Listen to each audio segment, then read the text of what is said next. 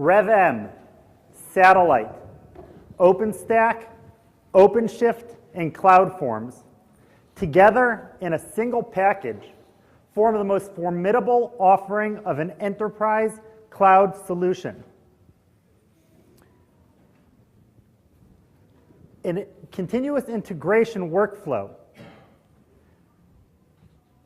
can optimize its efficiency by utilizing these components alongside other open source tools to form a smooth, contiguous workflow.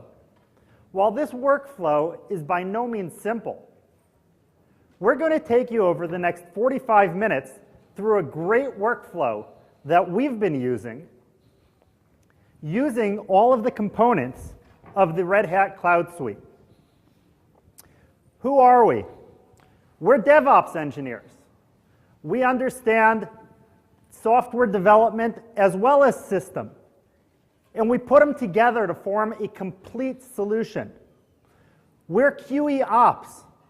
We provide support services and infra for over 800 engineers worldwide in the Red Hat Quality Engineering Department.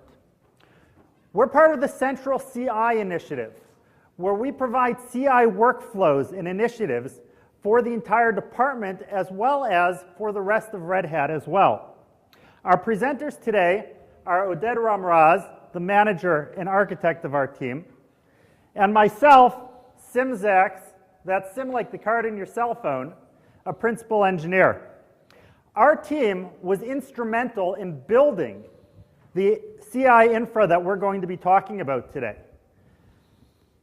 We believe in sipping our own champagne, and we didn't use the Red Hat Cloud Suite only to test it for you, but also to provide our engineers with the best quality solution on the market.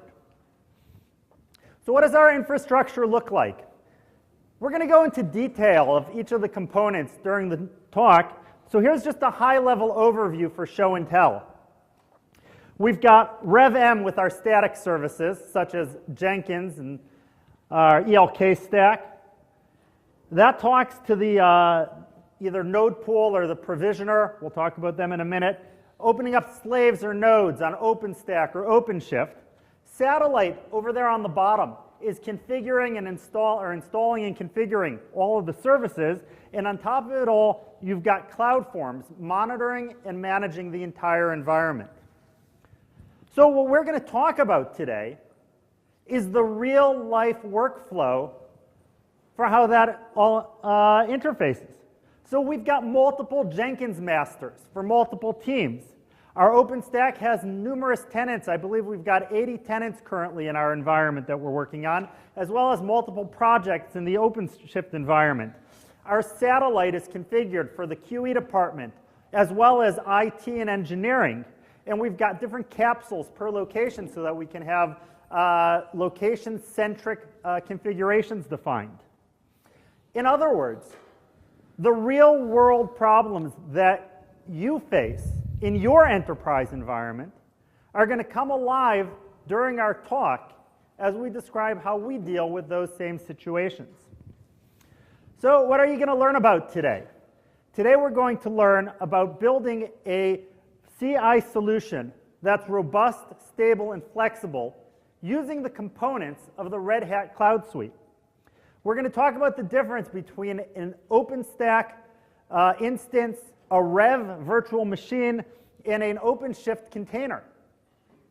We're going to talk about how the other open source components such as Jenkins or Logstash, Garrett fit all into this workflow. And what you're going to learn in a whole, most importantly, is you'll be ready to start building your own CI workflow using the architecture. So today we're going to talk about, first of all, what is CI? What does it mean to you and how to do it? What all of the different components are and what their roles are. RevM, Satellite, OpenStack, OpenShift, and CloudForms. And then we're going to tie it all together. So first let's start with what is CI? Everybody's talking about CI today. CI is a multi-user environment, which allows every user to start sticking in their code, going through a process, building it, compiling it if you're using a compiled language, making sure that everything actually is stable and works. You go through your tests automatically. If at any point during this process something fails, it gets kicked right back out to the developer and nobody else starts to look at it. So our workflow generally starts, one second, there we go. Our workflow generally starts with a Garrett. We're using Garrett for the development need. And you upload your source code, which then compiles it, does your unit tests, checks some other things such as coding standards. And at any point in this process, if there's a problem, Jenkins kicks out a message to your Garrett that says -1. We don't want this. And then the developer has to fix it before anybody else has to look at the code and deal with that. On the other hand, if it passes, they get a +1. And then the developer who's starting the review already knows that this code matches the base quality that we're looking for. So why do we need CI? How many times have you heard one of these statements? Who broke my beeping code? Why doesn't this work? Why weren't these tests run? Oh my God, did we deliver a broken build? Software development practices are very, very simple when you're working with a single developer. But as soon as you insert multiple developers working on the same code base, or even the same function, you're going to have conflicts. And so what CI gives us, it's the ability to know that everybody who's sticking in their code, and you should be sticking in your code very often. And going in to prevent broken builds, you make sure that every piece of code can compile. If I stick it in and Oded's sticking in code at the same time, then we know that before it actually gets to code review, that both of those pieces of code work together. It gives you early detection of bugs so that you know what the problems are before you actually have to deal with them. We have continuous quality monitoring, which gives us the ability to know before we have problems what the complexity of the code is, how much of the code has been tested. And what all of this together gives us is the ability to spend more time developing software. So what does our workflow look like? Now we're going to talk about two different workflows here, which basically follow the same pattern. One is the development workflow, and the other is the QE workflow. So the development workflow, we have a trigger on our Garrett, which as soon as you commit your code, it starts churning. So the first thing it does is it checks your coding standards, makes sure that if you're coding with all uppercase letters or your classes are camel case, whatever it is that you've decided to do, you've got a checker for that. It goes through, verifies that. Then it compiles it, makes sure everything compiles, runs through unit testing. As I mentioned, if there's any problem here, it kicks out a -1 to Jenkins. If not, Jenkins kicks out the -1 to Garrett. If not, it gets a +1. So before the developers start any code review, they already know that it's working. The second process we're talking about is the QE process. And when the developers send the code over to QE, it triggers automatically to run the regression tests. Make sure that what we just did doesn't break existing features. You can't have code going in that's breaking things. After that, that process triggers the tier 1 testing to make sure that all of your first tier is covered, which at the end of that kicks off your tier 2. If all of your testing passes, then it goes through a documentation generation process where it's going to load up a container, generate your documentation, upload it to the server.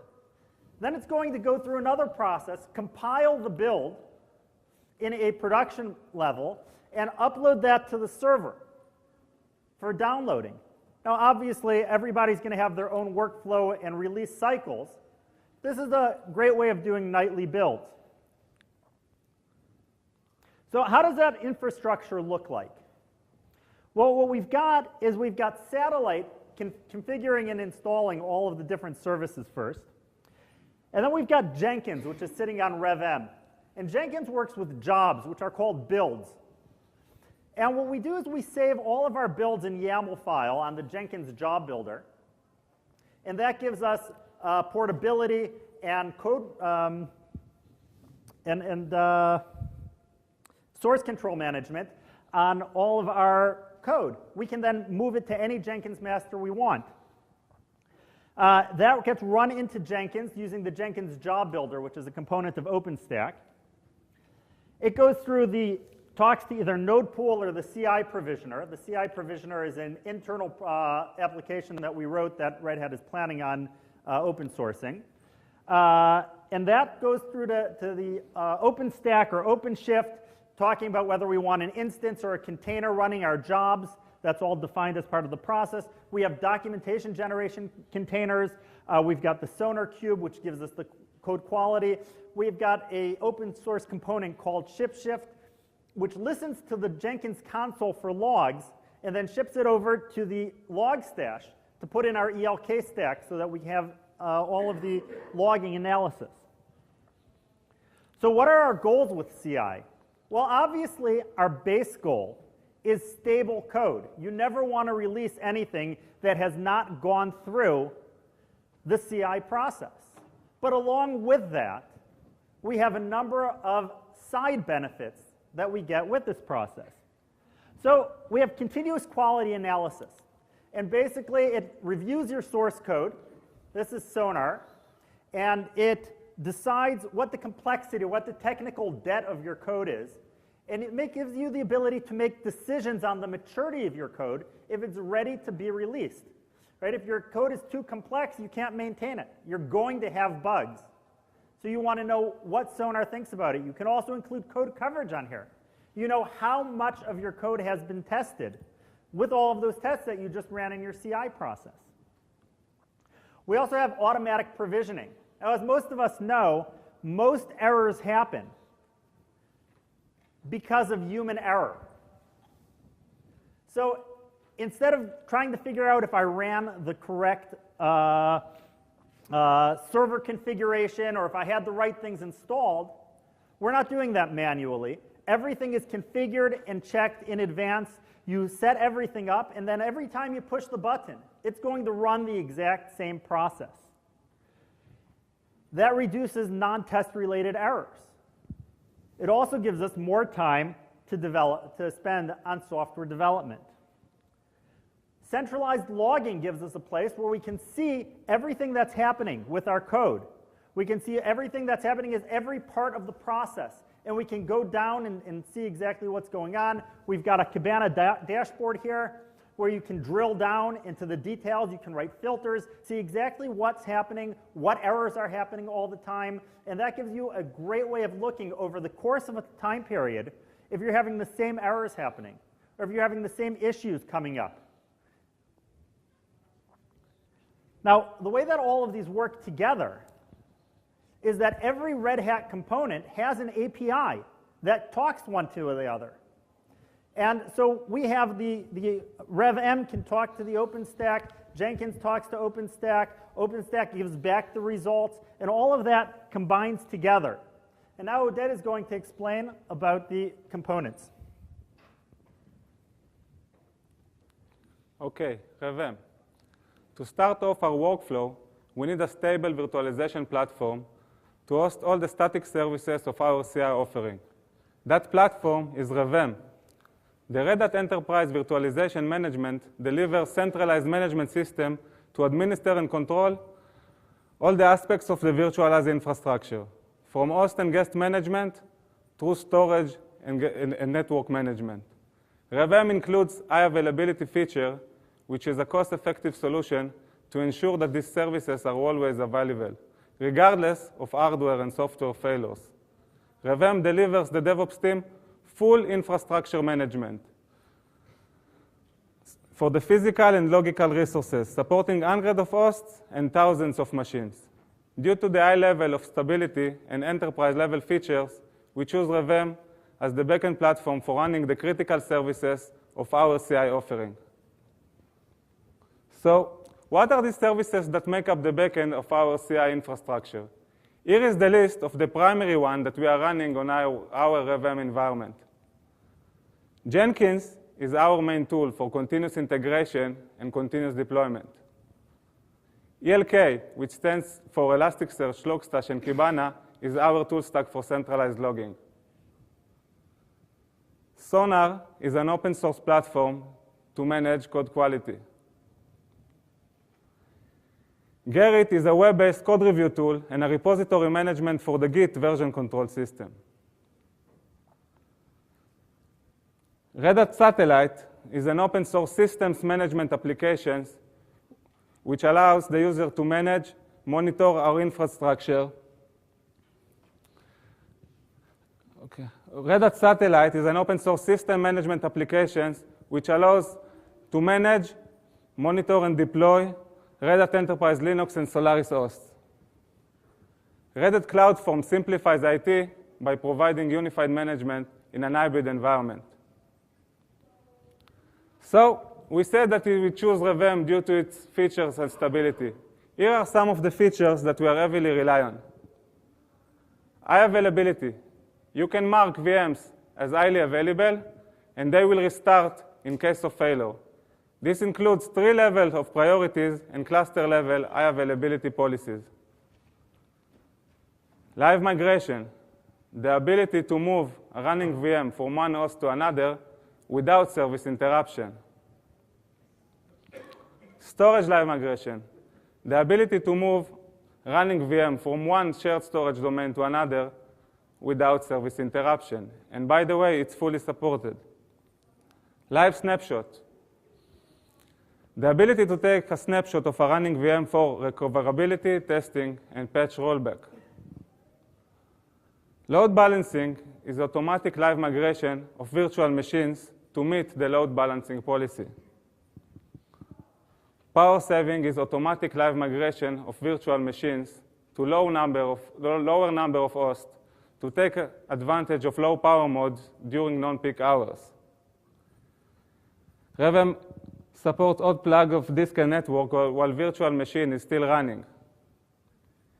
It supports few types of storages, such as local disk, fiber channel, iSCSI, Red Hat Storage Server, IBM GPFS, and other POSIX file systems managed by Red Hat Enterprise Virtualization, or direct attach to a LUN, which is managed outside of Red Hat Enterprise Virtualization.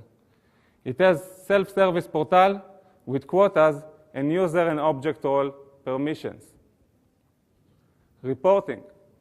One of the requirements of our CI infrastructure is to generate a multitude of reports for all the services that are part of our infrastructure.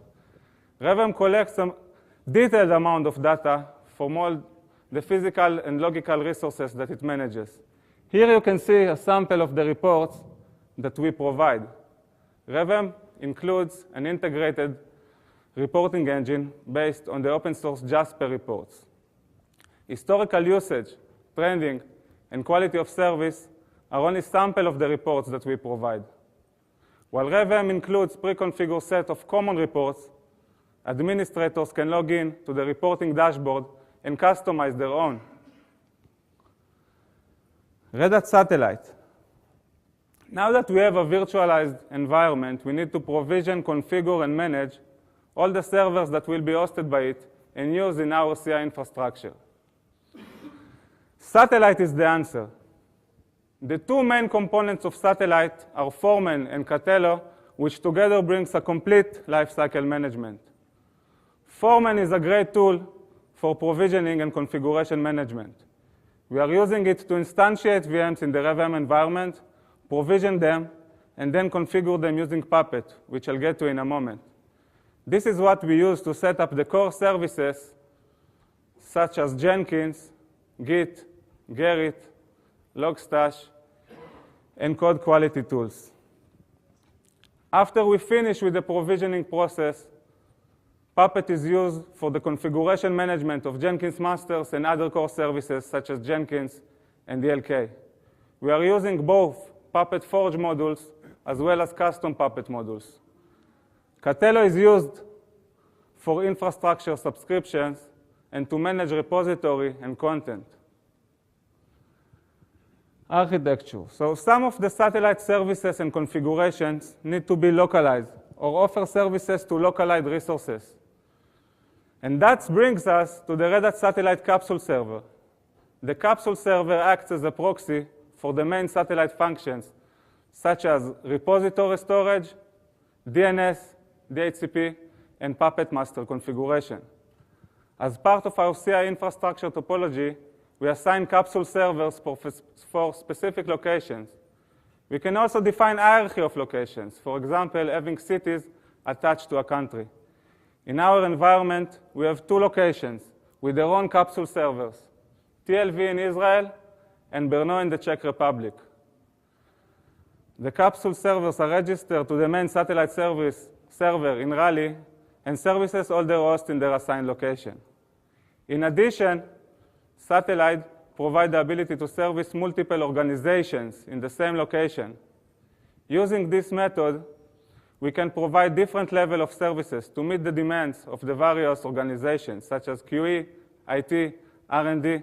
That way, we can give the user specific access to the resources, such as hosts, host groups, subnet, domains, and compute resources. One of the new features in Satellite that make our workflow smoother is the content view. It gives us the ability to customize what is available from the various repositories, which helps us to tailor a system for lifecycle management. Our CI workflow is using composite content view, which helps us to optimize the image to contain only what is absolutely necessary.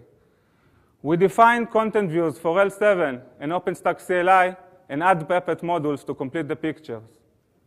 We are using the application lifecycle environment to represent a step or a stage through a promotion path in the software development lifecycle. Our process lifecycles begins with the development stage, when the environment is created and matured. Then we are moving to the staging stage, when we are running a CI integration and acceptance testing. And finally, when all the tests are passed, we are moving to the last stage, which is production. So, we have a number of very important components, and now I'm going to tie them all together. In our main data center, we installed Satellite Server. This server mirrors content from various repositories. Custom Puppet modules, Puppet Forge modules, Red Hat RHCS, and custom repositories such as EPEL or RPM Fusion. In our remote data centers in Ra'anana, we deployed Capsule Server to support the local clients. The standard methods that we are using for provisioning is managed over the network using Pixie. When the image is uploaded, we are installing it with the composite content views. After that, we are using Puppet to install the relevant configurations and modules on the virtual machines. We are installing everything that is needed for Jenkins master installation, such as the product itself, relevant plugins, Red Hat signed certificates, as well as configuring security, LDAP, and Kerberos authentication.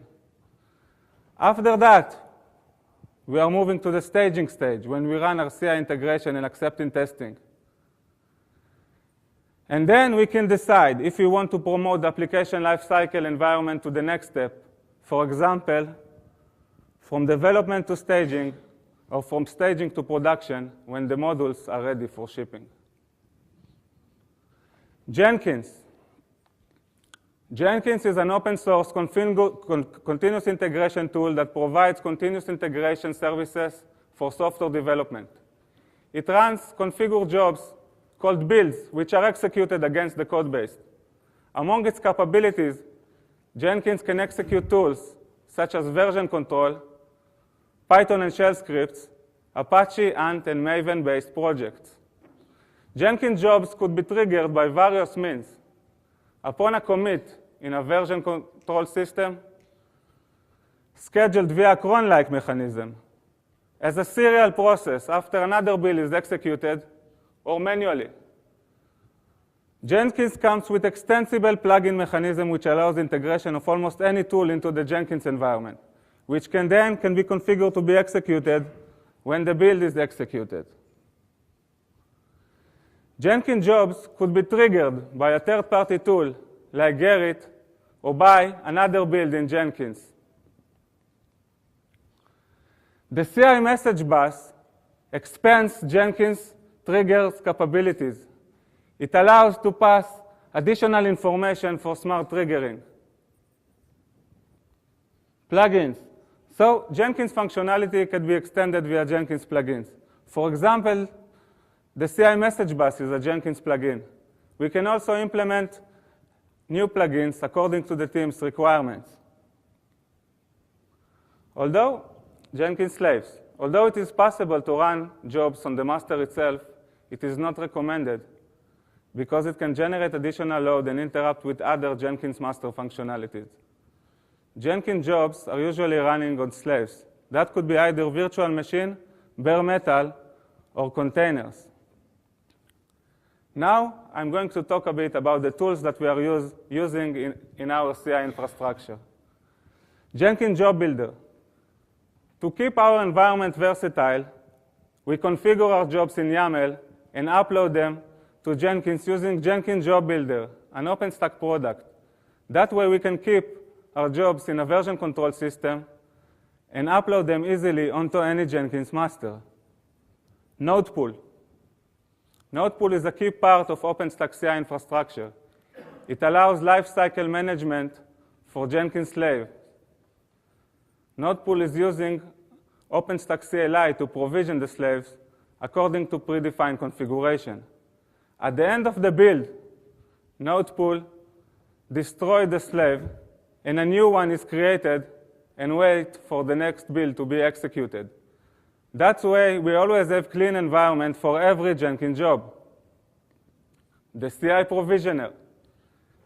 The CI Provisioner is an internal product developed by our central CI team that Red Hat plans on releasing under an open source license. It helps us to provision complex test beds with various topologies and providers. For example, we have the following test bed with 2 OpenStack instances, 2 bare metal machines configured via satellite, 1 bare metal machine configured via Vicker, and 2 OpenShift containers. After that, we are using Ansible to install the relevant configurations on the virtual machines. That way, we can provide very wide range of test beds. At the end of the build, the CI provisioner tears down everything. That way, we always have clean test bed for every Jenkins job. Now, Sim will talk about OpenStack and OpenShift. Thank you. The 800-pound gorilla in the cloud space is OpenStack. OpenStack is the ultimate architecture for testing your environments. So whether you need a single server for a simple test, or a multi-node sharded NoSQL database connected to multiple web servers behind a load balancer, OpenStack can provide this architecture for you. There we go. OpenStack provides a tenant per team, which basically means that each team has their own virtual environment. They can put their images on, they can define their resources and allocate their processes without interfering with anybody else. Nobody else can say, I don't like the way that you're doing it. It's as if you have your own environment. On the other hand, the system administrator can define quotas for each tenant so that no individual team can impinge on the freedom of others. One of the coolest features of OpenStack is the ability to define geographical zones where physical hardware is located. So if I'm running a test in Israel, I can define my tests to run on local hardware so that I don't have to worry about latency across the ocean or if a router goes down in the middle somewhere. On the other hand, if I want to test an enterprise distribution, I can define it so that I have different components located on different parts of the globe and see how that latency impacts my application, as well as what happens when the router goes down in the middle of the ocean. Jenkins works using slaves or nodes. And so those are defined in OpenStack, and they're provisioned on demand. So we have Jenkins saying, this is my job, I need an image, give it to me right now. So we can either do it using node pool, as Oded mentioned just before, which basically means that you've got your nodes standing there waiting by you, define how many you want. I want 6 always waiting for me. And then you've got 6 standing there, and as soon as you use one of them, it finishes it, it kills it, it creates another one. So you always have your sitting there. It doesn't take extra time for deployment. The other option is the provisioned on demand, which basically says, I want it now, go and do it for me. This is the image I want, give it back to me. The final option is using labels, is that every Jenkins job has a label defined to it, which tells the job which image you want to use. And we're going to talk a little bit more about images, labels in a minute and what you can do with them. Now, OpenStack gives you the ability to have whatever architecture you want without extra procurement costs. So if you want to test your application on some weird configuration, you just ramp it up, test it all out, and close it all out, nothing extra doing. If you have a customer that has 20 NICs on his server for whatever reason, and you want to see how your application stands by that, you define that and run on it. Using OpenStack Heat, you can save your configurations as a template, and then whenever you want to run that same template, you just call it up, say, give me the same environment, and it runs it up for you. So you don't even have to save everything as an image, waiting each time for deployment. On OpenStack, you manage any kind of image that you want. So you can have Windows even if you want for some reason. Obviously everybody's only going to want to have RHEL images, but if you have a customer who's strange and uses CentOS or something, you can have those images, whatever kind of images you want. Now, aside from having images that are predefined, what you have is the ability, and this is what I mentioned with the labels before, is that instead of giving a label per image in Jenkins, you could do a label per feature. And then what Jenkins is going to do is it's going to go to Puppet and say, give me all of these features in an image, and it will provision them on demand. So you don't have to define your image in advance, and that gives you the flexibility to change things without having to change a defined image. So you just basically say, I always want to run on a RHEL 7.2. Now, give me this feature, that feature, and this feature, installs it all, configures it all, and you've got your server already provisioned.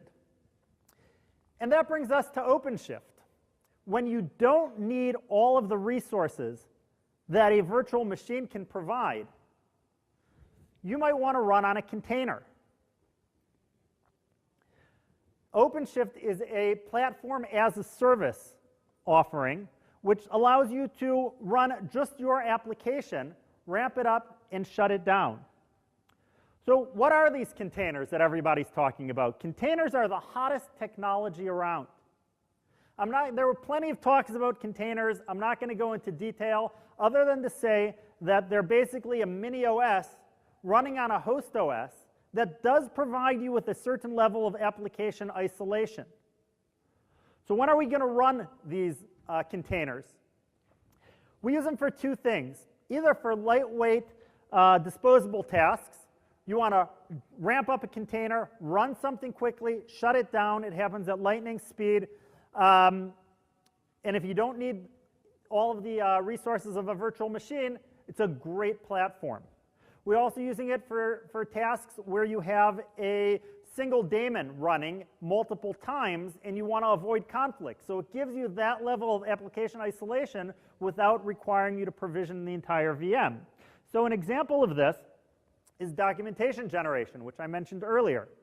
So we're using Sphinx to generate our documentation, which basically reads your source code, grabs out the doc strings, and generates your documentation based on that. So we've got a container with all of that defined in it already. We open up the container. It downloads the source code, runs the documentation generation, uploads it to the web server, and then shuts down. We're also using it for unit testing in certain environments. So we open up our container, which has the unit tests defined, downloads the code, runs your unit tests, returns the logs to Jenkins. It generally defines them in a JUnit file, which then can be imported into your test management system, and shuts down. So you don't have too many things open at the same time. Finally, the example I mentioned of multiple daemons. We're using an open source tool called ShipShift, which listens to the Jenkins console and ships the logs over to our Logstash server, into our ELK stack. So with ShipShift, each Jenkins master requires its own daemon running. Now, if we're running all of those on the same machine, that's going to cause conflicts and complexity. Running them in their own containers removes all of that. It makes the environment much more simple. So how do we manage our containers? Well, on OpenShift, there is a container registry, which is a private container registry. So you take the images that you want, you put it in there, and then you manage the images that you need. If you need to make any changes, then we have Satellite opening the image, changing it around, and sticking it back in there. You don't want to be using public images for production use unless you have already tested them and you know that these are quality stuff. There are so many security issues. There have been plenty of talks about security in containers and things like that, but you want to make sure that you're not just going to the Docker Hub, grabbing a container and saying, let's just run WordPress on this. Wouldn't be a great idea. And that brings us over to CloudForms. As mentioned earlier, our CI infrastructure consists of multiple cloud providers, which are spread out worldwide with multiple data centers and hundreds of machines. Red Hat CloudForms provide unified management in an hybrid environment, allowing the users to manage and monitor our CI infrastructure in a consistent manner. CloudForms monitors our RevM, OpenStack, and OpenShift environments, providing reports into our entire operations. That helps our operation staff to better understand the relationship between resources, track down the root cause of issues, and plan for future scenarios. CloudForms comes with a fully featured reporting engine, which I'm going to talk about soon. While it is possible to provision resources using CloudForms, we are currently using Satellite for that. CloudForms management engine comes with a powerful reporting engine. This engine lets the users to run reports against any piece of information stored in the database. CloudForms reports are divided into categories. Each category has its own set of subdirectories. For example, CloudForms can generate utilization reports for virtual machines and storage and cost for each of the relevant resources regardless of platform. These reports can be provided to the relevant business units and integrated into the existing IT tools. We are frequently using the configuration management reports, such as vendor and guest OS, and workload by provider displayed above. We are also using trending to show projections of data store capacity and host, CPU, and memory usage. We can define custom reports based on existing reports or generate reports from scratch using the tags that were defined. Finally, CloudForms can provide chargeback data, allowing us to display and or allocate the costs back to the user. Automation. While we are not using the automation functionality of CloudForms, we have plans to integrate it into our CI workflow. It has many features that expand the capabilities of a full CI process. We are not using the automation functionality of CloudForms only to change part of the provisioning process, but also to automate operational tasks. For example, intelligent workload management. CloudForms can suspend Jenkins masters, retires VMs, resize disk, and perform other operations based on predefined thresholds such as CPU usage, idle time, and disk space. CloudForms provisioning simplifies the process of VM provisioning by providing a great deal of customization based on tagging the requestor user membership group and destination provider, such as Rev or OpenShift. CloudForms provisioning has a number of advantages, such as the built-in approval process and automation supports. In addition, it allows to establish usage quotas. That can be done for owner or group per VM and added to the provisioning template. And now Sim will summarize everything.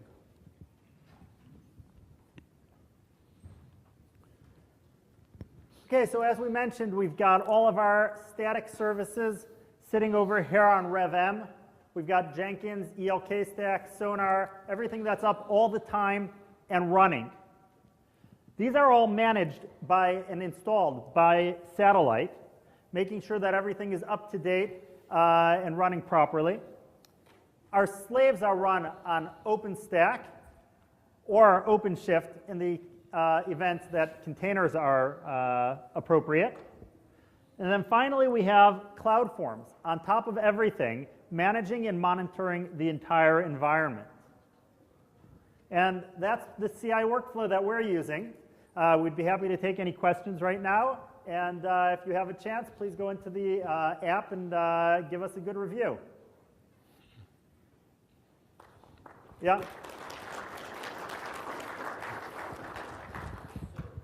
So how did you get there from old to new?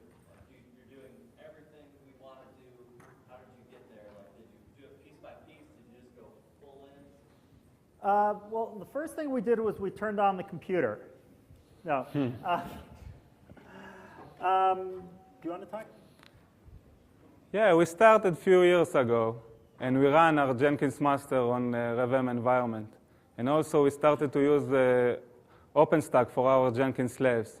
And then we started to prepare containers using Docker. And then we moved from Docker to OpenShift. And then we started to use CloudForms to manage all together. So it's step by step. It takes a lot of time and a lot of work, but it's worth it. Right. So using Jenkins, for example, Jenkins is a platform that does nothing. Right? As everybody who uses Jenkins, it's a great platform that does absolutely nothing. And what it does is it gives you the ability to do whatever you want because it doesn't do anything itself. So it gives you a great platform to use all the plugins. So basically, you can then say, OK, I'm going to start off with this stuff. Now I want to test that. I'm going to use this. And because we have Rev as our static platform, we just keep on installing things on it. So that's a great place to start from. And then you can provision bare metal as well. So you don't have to start with OpenStack. Right? But OpenStack is a great platform. It will also work with AWS. It will work with any other cloud platform that you're using. So there is a great deal of flexibility involved. Yeah?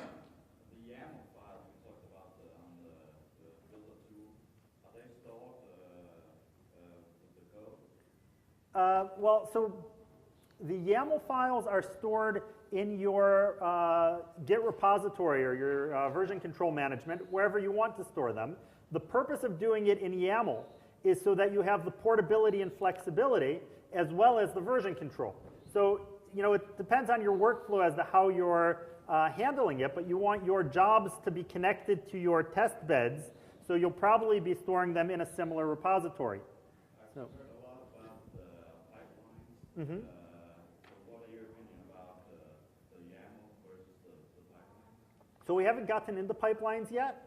But the most important thing is to be able to provision and portability so that you can basically say, I'm going to stop with this Jenkins, start with that Jenkins.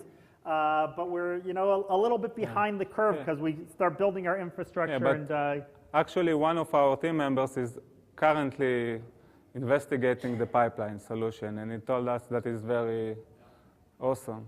So we probably start to use it in the near future. All right. Well, thank you very much for listening.